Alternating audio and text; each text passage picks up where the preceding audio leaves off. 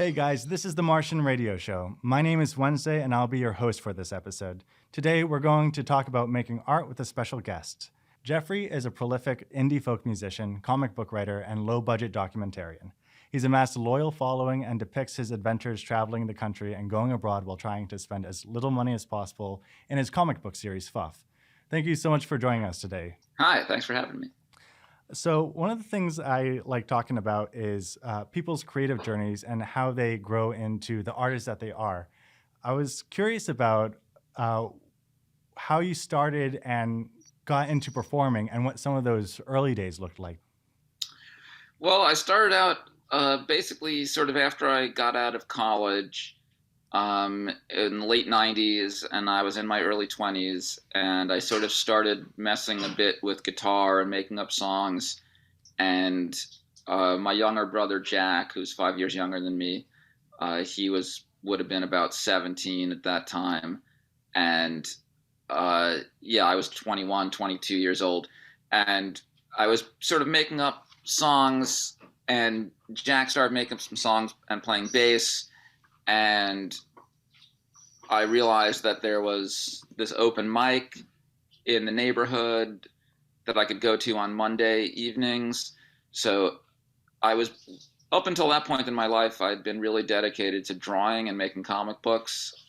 And it was just because this era where I was like out of college and just working jobs and just, basically living as a starving artist and just being very broke and very lonely. And this open mic scene that I sort of discovered seemed like a nice place to just go hang out. So I would always bring my sketchbook there, and I would just draw all the performers, and I would start playing these songs that I'd made up. And sometimes my brother would join me on bass with one of the songs that he had made up, and we sort of just were quite different from a lot of the people that were playing at the open mic because we were so kind of amateurish and lo-fi, but we also had a real love of a lot of kind of lo-fi indie music. I mean, Daniel Johnston was a really big inspiration, and Sebado, and bands like Yo La Tengo and Camper Van Beethoven.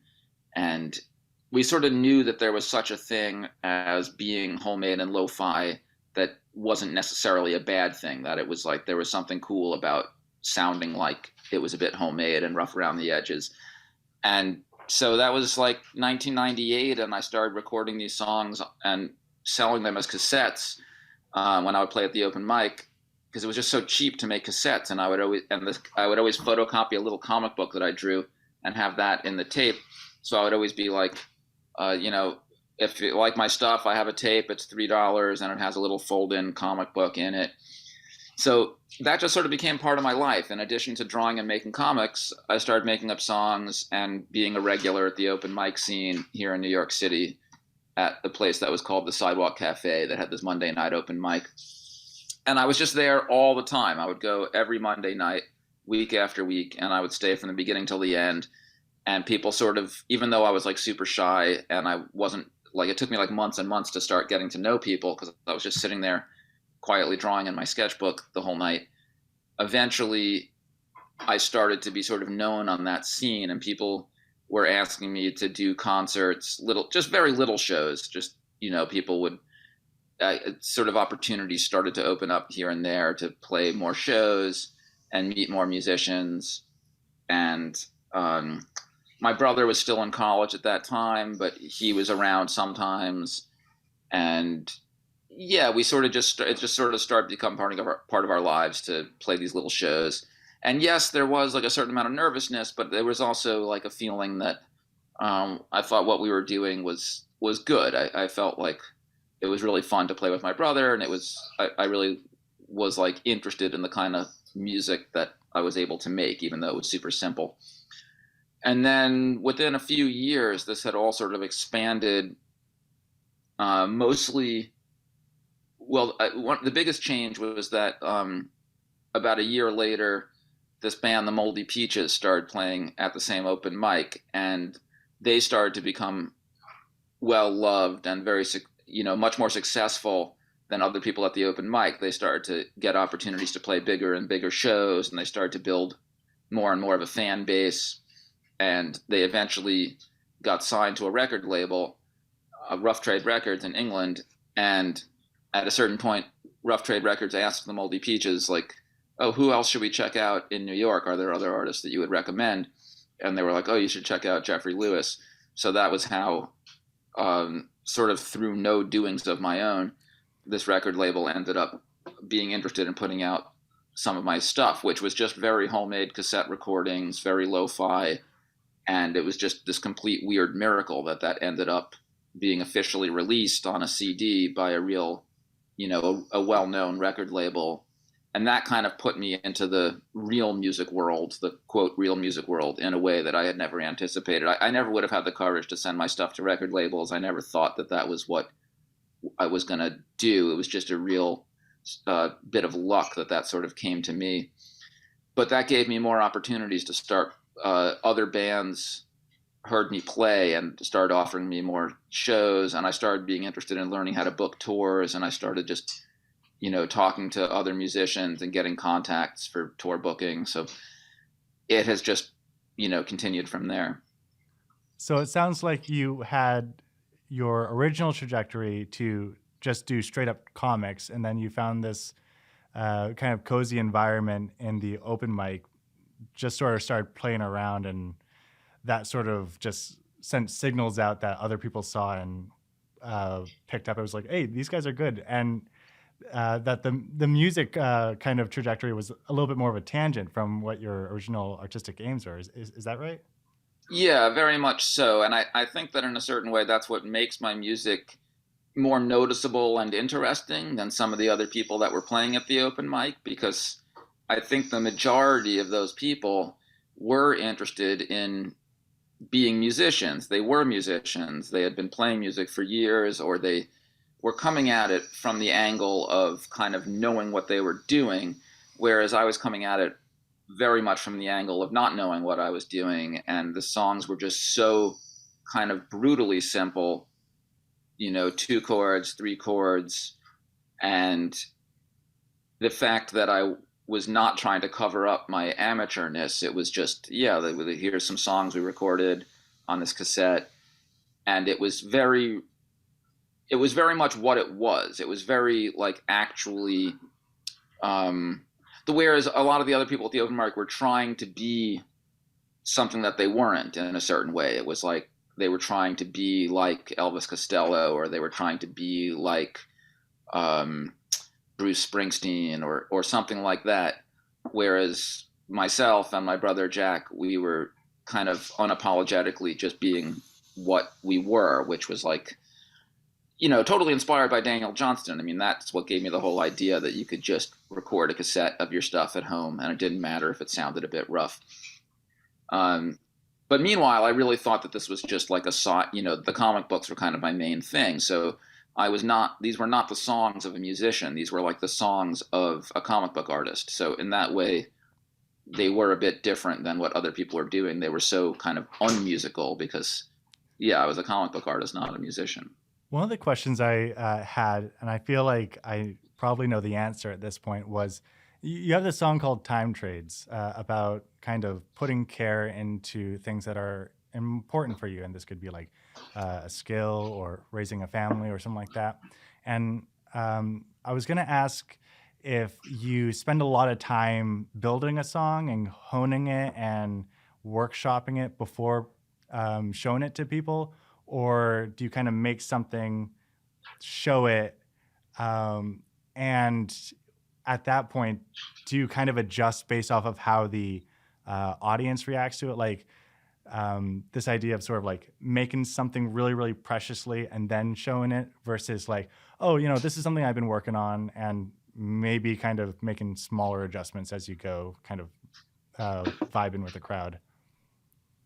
It's a lot of all of that. I mean, trying it a lot of different ways. I'm still really devoted to going to open mics every week if I can. I still try to go to an open mic every Monday night if I can, and that keeps me.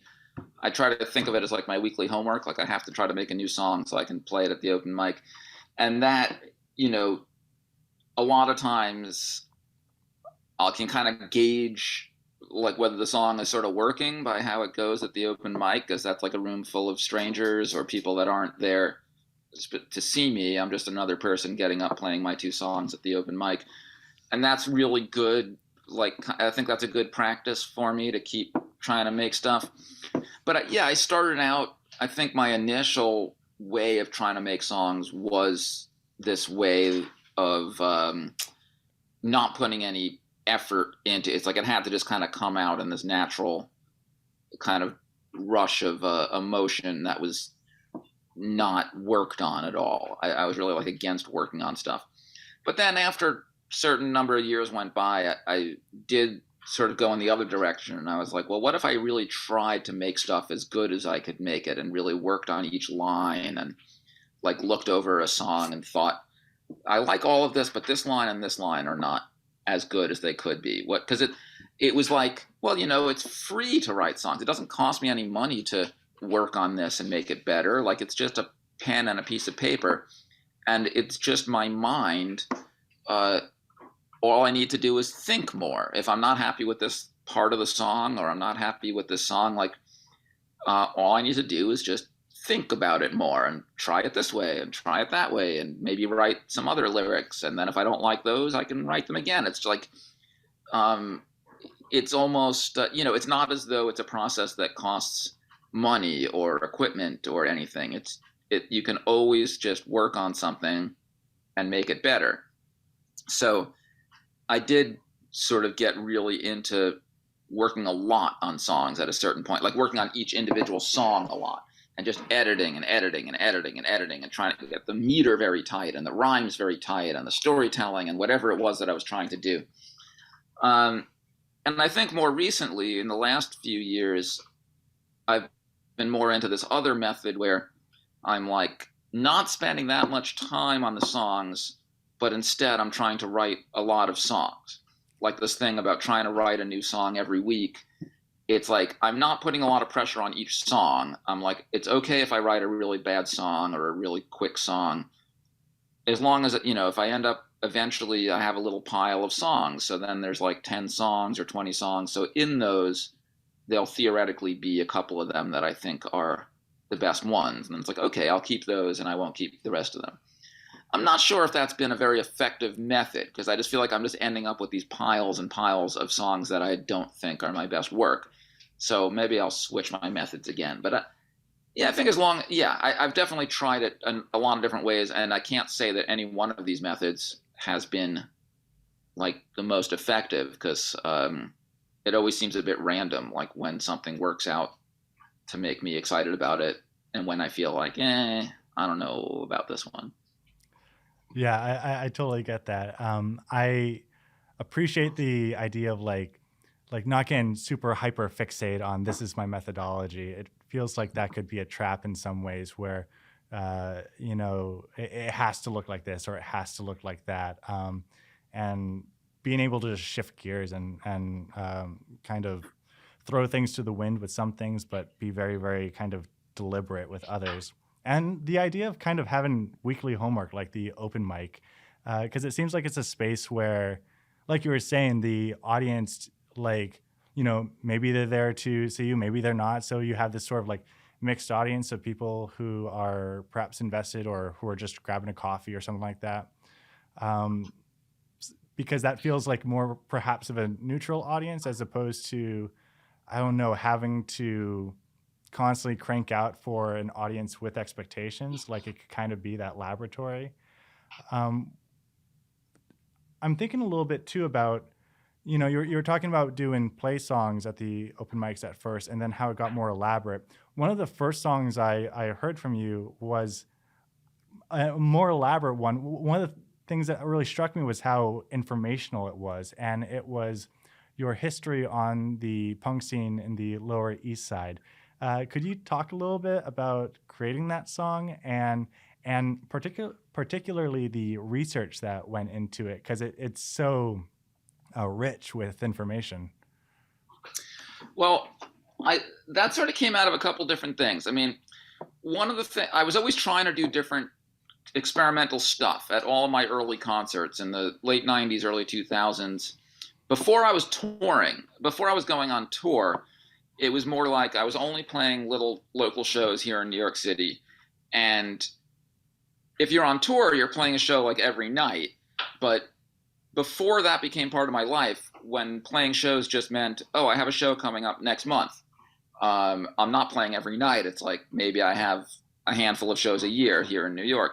So I was able to try to make each show a unique event. I was always coming up with a lot of these ideas were pretty dumb, but I would do stuff like, oh, at this show, I'm gonna take all these I'm gonna record myself playing this song a number of times at different performances, and I'm gonna take a few different like radios and tape players to this show, and I'm gonna put them around the room, and I'm gonna play all the different versions of this song at the same time, so that it's gonna be what I call the fourth dimensional version of the song, because you're hearing it at all the different performances through time at once. So we're going to be transported into the fourth dimension, and it just sounds like a mess or something. But it was just stuff like that. I was like, well, what can I do at the next show that I haven't done before?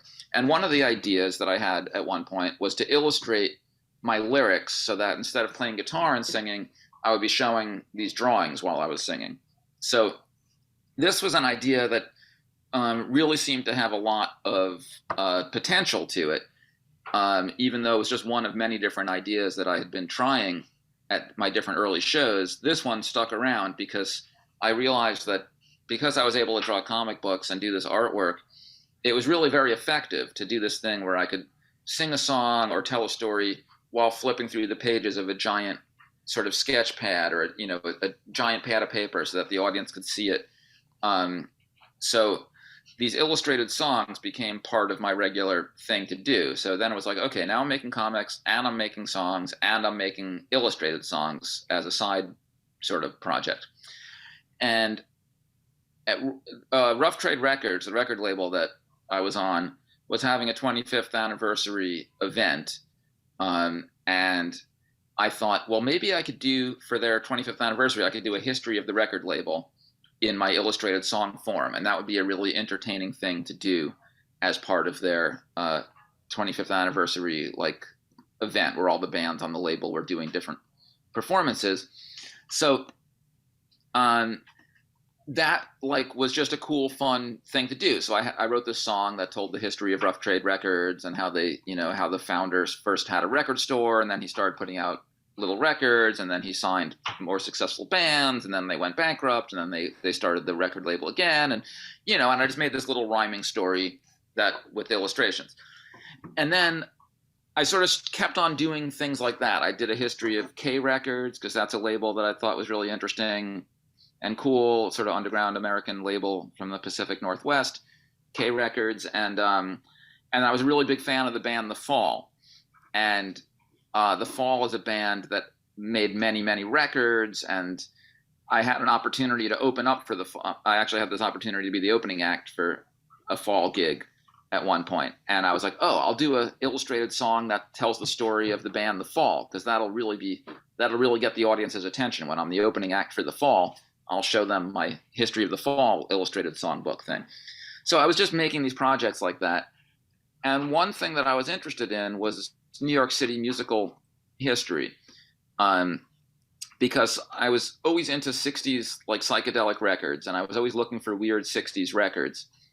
So along the way, I kind of stumbled on some interesting 60s bands, particularly from this neighborhood, the Lower East Side of New York, bands like the Gods and the Fugs and the Holy Modal Rounders, and of course the Velvet Underground, and just certain weird bands that were in the 60s in New York that were not commercially successful the way that 60s bands from the West Coast were successful.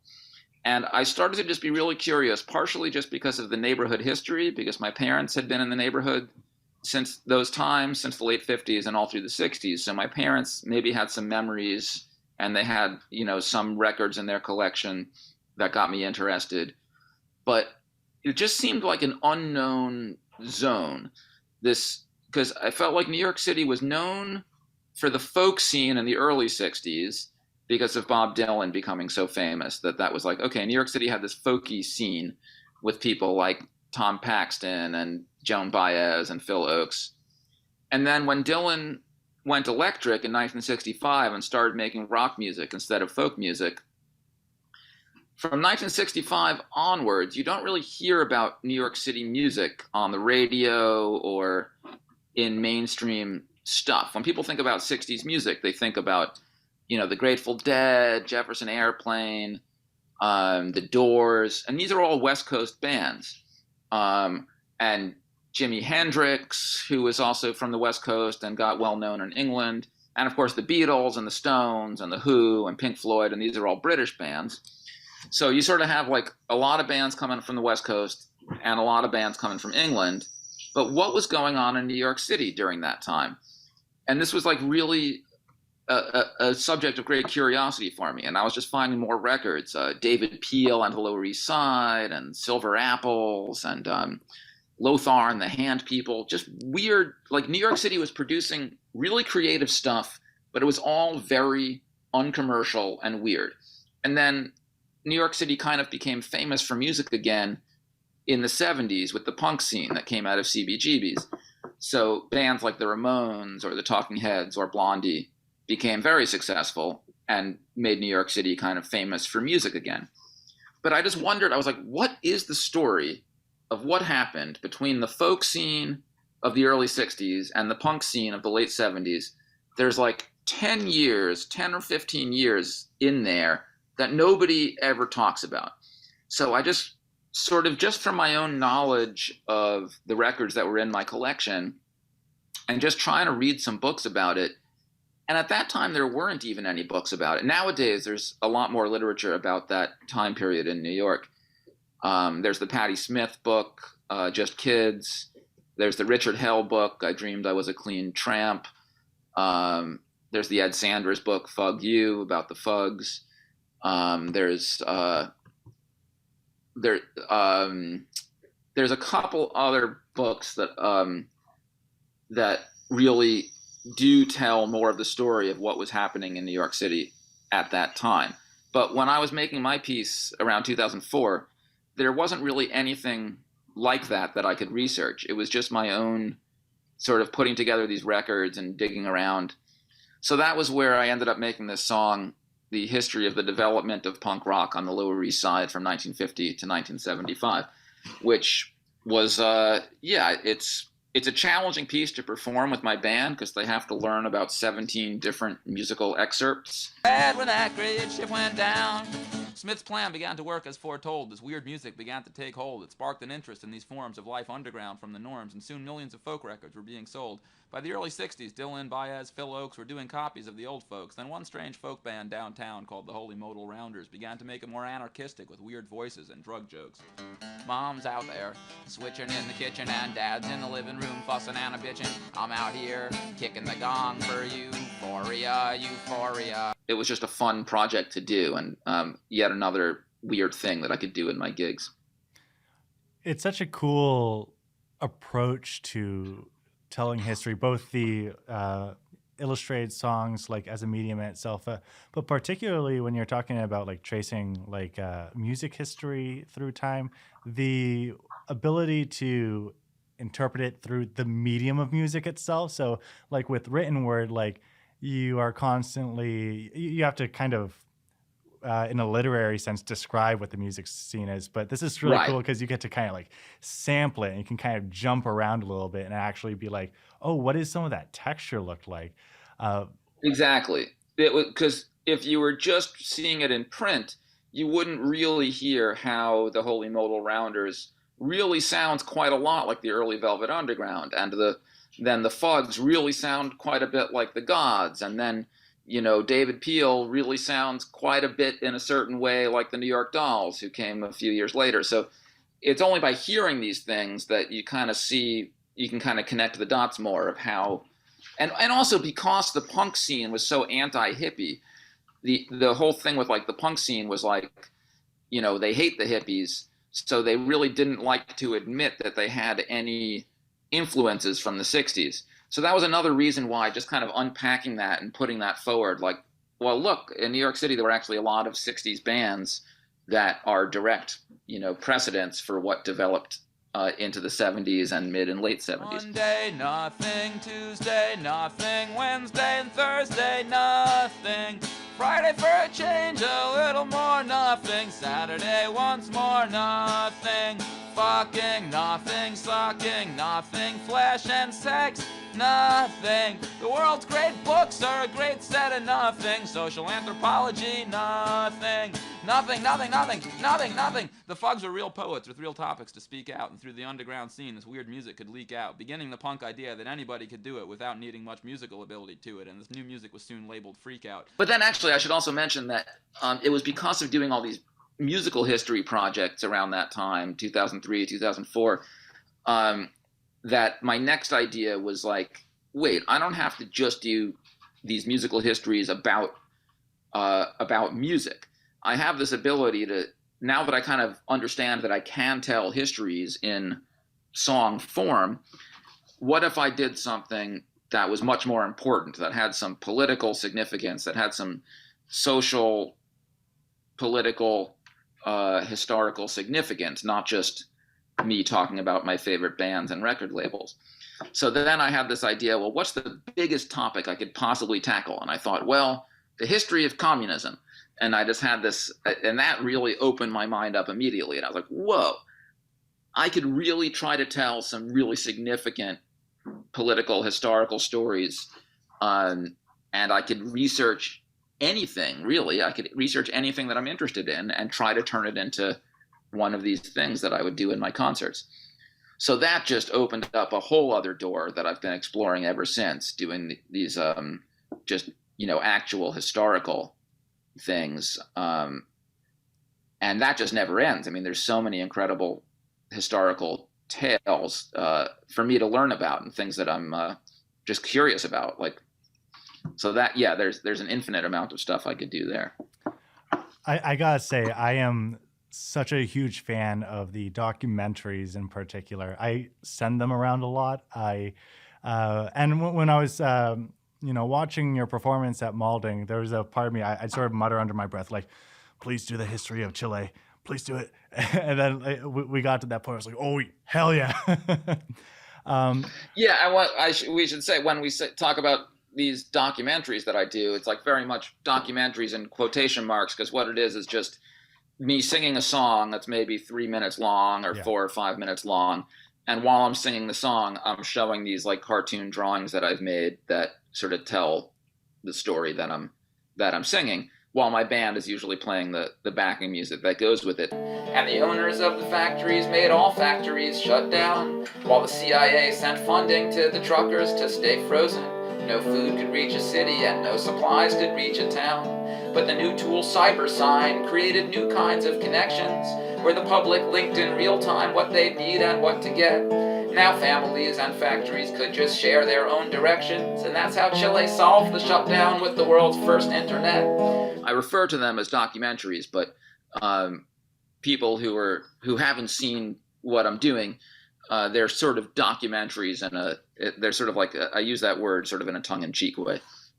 Right. They're incredibly finite, and you have to pack a lot in a little bit, and they can't be as comprehensive as perhaps maybe print can be.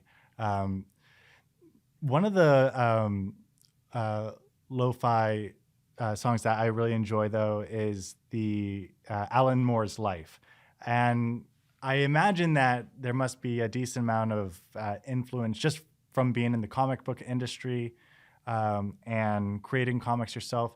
And when I was looking through the comics you had for sale, there was one of the covers reminded me very much of the color scheme for Swamp Thing. I'm not sure if this was intentional, but while I was thinking about questions, this is one of my selfish ones. I am curious if you've read Swamp Thing, if you have strong thoughts about Swamp Thing. I am a fan myself, as I might be kind of revealing. So I was just really curious about your take. Oh, well, can you hear me from where you are? Oh, a little bit. You're faded just a bit. But you can take your time if you need. I'm just, if we're getting into, I don't know how much of this is going to be stuff that people are seeing visually and how much they're just hearing the audio. But if we're going to start talking about stuff like that, I could bring some visual aids into this, because here is, for example, my complete collection of original Alan Moore Swamp Thing issues. I have every single one of them in the original issues, and not only that, but I have all of them signed by the original artists. Alan Moore never does like conventions and signings, but when I was a teenager, I was really into going and trying to get my favorite artists to sign everything. So I have all of the original Alan Moore Swamp Thing issues signed by Steve Bissette, who was penciling them, and John Tottleben, who was inking them.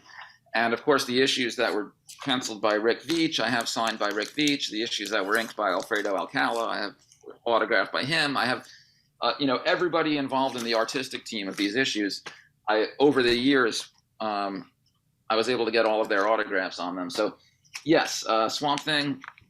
Love the Swamp Thing issues. And ditto I have all the original Miracle Man issues. I don't have all the original Watchmen issues. I have the trade paperback. And similarly, I just have the V for Vendetta trade paperback. I don't have the original issues. But yeah, I don't know. If we start talking comics, I'm going to start, that's a big rabbit hole to go down. I want to linger for just a moment longer, and I'll try to keep us contained, but just because I'm always trying to convince people to read Swamp Thing, right? So would you mind kind of just touching a little bit about what makes Swamp Thing different from, what makes it stand out from other comics, whether it's focusing more on the written content or perhaps on the art styles of these, the various artists involved? Well, what makes Swamp Thing different? I mean, it's the best written mainstream comic of all time. I think that's, I don't know if anybody could really fight me on that one. And the artwork is also pretty off the charts. The Steve Bissette and John Tottleben art team, plus, what's her name? Tatjana Wood, if I'm pronouncing her name right, who did the coloring. I don't think you really get the sense of the colors in the reissues, because the old comic paper in the 1980s, when these were first coming out, is this kind of pulpy, crappy, old kind of paper. And the way that the colors would sit on that paper was like very muddy, and she really used that to great effect in these Swamp Thing issues, because it's just so kind of muddy and jungly, and all these greens and browns of these swamp scenes. And I think when they reissue these things, they always do it on higher quality paper, so the colors look a little bit brighter or something, and that, to me, that doesn't look as good.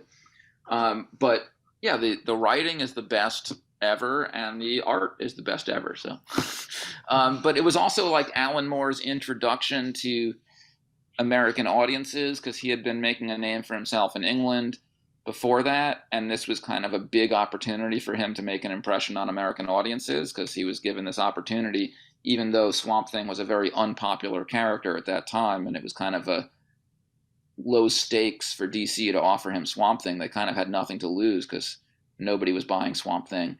And then right out of the gate, I mean, the first issues that he writes, it's like, oh my God, like what, he just suddenly takes it, and nobody had ever written a comic like that before. It's just the quality of his writing and the interestingness of his ideas, and yeah, it was just, pretty unprecedented. And it's hard for me to really look at these through my current eyes. Like the impression that they made on me when I was first reading them was so big that it's hard to know how much, if I just stumbled on them now, would they impact me in the same way? I just don't, it's impossible to know.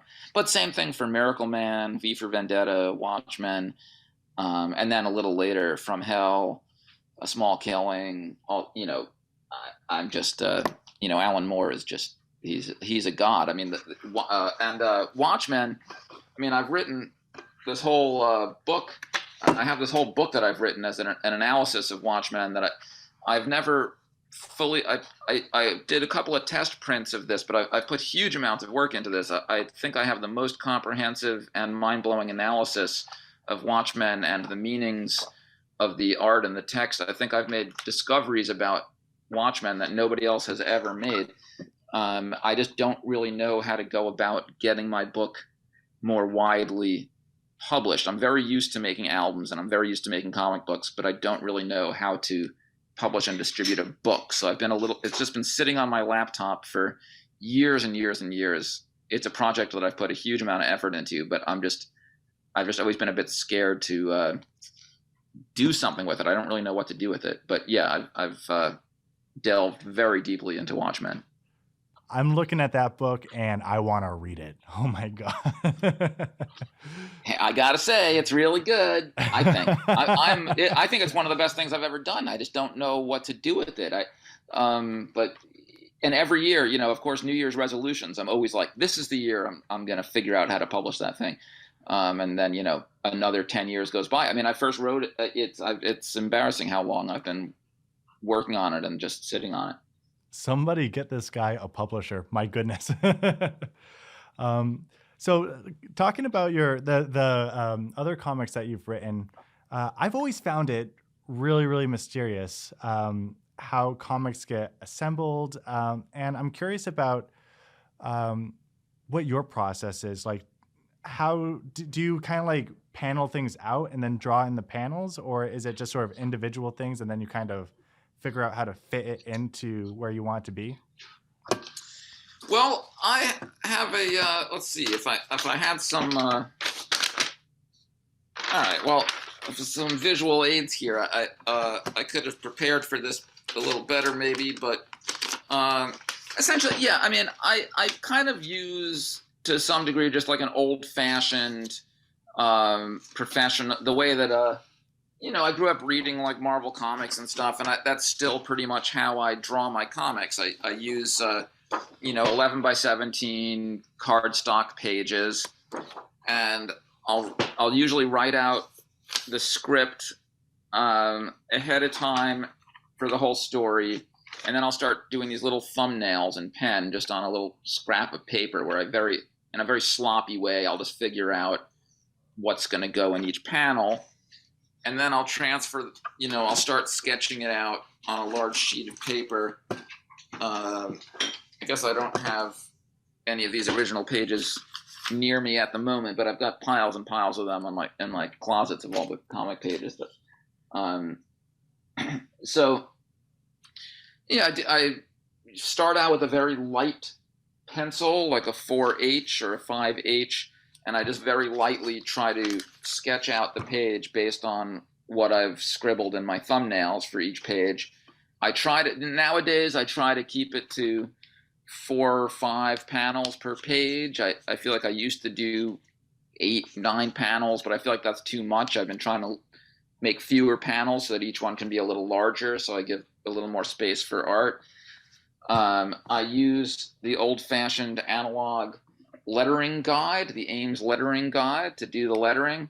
And this is a little plastic device that allows you to create, you put a pencil through these holes and you sort of bring it back and forth across the page, and it creates perfectly parallel straight lines anywhere you want. And so you can do your lettering perfectly parallel along these, it sort of just adds like pinstripes, or if you can imagine like a stave of music, the way that sheet music looks with those 5 horizontal lines that the notes get written on, it kind of creates that on your page so that you can write the words in and they're all sort of perfectly parallel to each other and the same size.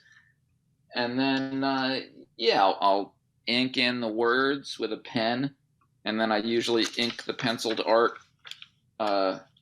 I'll darken up the art with a darker pencil first to kind of refine it. I'll use like a 4B soft pencil once I have it all lightly sketched out. And then I like to use a brush for most of my inking. I use the kind of classic comic book brush that all old-fashioned comic artists used to use, the Winsor Newton Series 7 Sable Kolinsky brush with the good old Winsor Newton black India ink. And and then this here eraser, I erase all the pencil lines. And this is all very old-fashioned analog ways of working. I think most people work on digital Cintiq tablets and things nowadays, and there's benefits to that, of course. But I just really like. I like my methods, and that's what I keep doing. I just have 2 quick questions for you to wrap up this interview. We were talking about making comics and music, starting off in sort of like cozier spaces and then kind of spin out and trying all these different methodologies. I'm curious, for folks who are interested in making things or who are perhaps nervous or tentative about trying new things out, do you have advice for kind of emerging or contemplating artists? I really like to think that the more you do something, the better you get at it. I like to think there's no such thing as talent, that there's only skill, and skill is just the more you do it, the better you get. So you sort of can do anything that you like doing, and the more you do it, the better you'll get, I think. Although it does take, but and you have to like not be scared to fail. I always think of art as a humiliation marathon. I'm like, how long can I keep encountering these humiliating failures and keep on going? And I just feel like I've been able to keep going because I've just been able to deal with more humiliation than most people could deal with. I've just failed, spectacular failure in the most embarrassing, humiliating ways over and over and over and over and over again. I've written more bad songs, done more bad art, played more bad gigs, screwed up, and somehow I'm okay with that. I feel like a lot of other people might have quit a long time ago, but I like somehow the debasement of it, the humiliation of it is a sort of perverse fascination for me or something. I don't know. Excellent. And before we wrap up, how can people learn more about your work and find out when you're touring? Well, I do have a website, the jeffreylewissite.com. Maybe websites are a little old-fashioned nowadays. I'm on Instagram. If you just look up Jeffrey Lewis, you'll find me somewhere. There's a few other Jeffrey Lewises out there, so if you find a gospel guy, that's not me. If you find a novelist, that's not me. If you find an expert on nuclear proliferation in North Korea, that's not me. There's many Jeffrey Lewises out there that you will find, but if you see that one of them makes comic books and makes this kind of music, then that's probably me. And there's a lot of stuff online. So all my music videos you can find on my website, a lot of my comic book art, and I sell all this stuff through my website also, all my comics and my posters, records, vinyls, CDs, T-shirts, blah, blah, blah, blah, blah. All that stuff is on my website, and my Instagram links to that too. So, I post cartoons, I'll post, whatever. It's all out there. Awesome. Well, thank you so much for taking some time to talk with me about all of your work, and really just appreciate having this conversation. So thank you again, and you have a wonderful night. Cool. Thanks. You too. I'm always glad to get to yak and show off some of this stuff. Time is gonna take so much away, but there's a way that time can offer you a trade. Time is gonna take so much away, but there's a way that time can offer you a trade. You gotta do something that you can get nicer at. You gotta do something that you can get wiser at. You'd better do something that you can get better at, 'cause that's the only thing that time will leave you with. 'Cause time is gonna take so much away,